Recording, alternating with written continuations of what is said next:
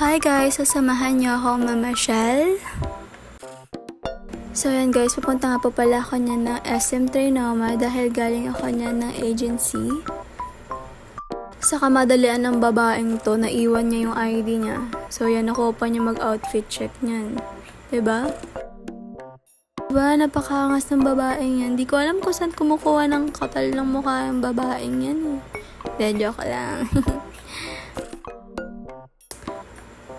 So, actually guys, gutom na ako that time dahil naghahanap na ako ng pwede kong makainan.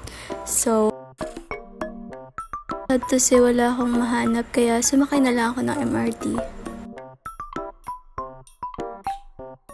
Tangahan ko guys, muntik na ako malaglag dyan. So, yun, punta na ako ng MRT. Sobrang traffic guys. And yan, naglalakad na ako. Pasakay ng MRT papuntang Robinsons. So, yan, malapit na ako sa Robinson. And then, pumunta ako dito sa may Toy Rus para maglaro sa mga claw machine. And then, tingnan nyo tong babaeng to. Nag-try ako sa may Milo na claw machine. Then, yan.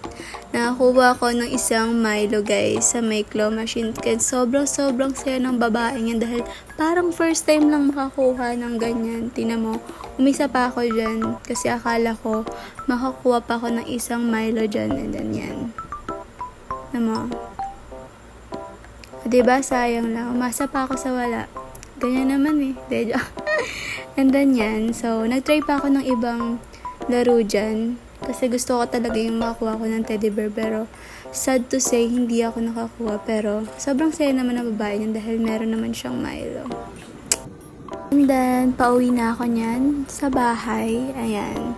So, naglalakad na ako niyan. And then, sobrang sakit na ng pa ako niyan. Tinitiis ko lang dahil nga ganda-gandaan ako dyan sa heels ko eh. Diba? So, ayan. Bye guys!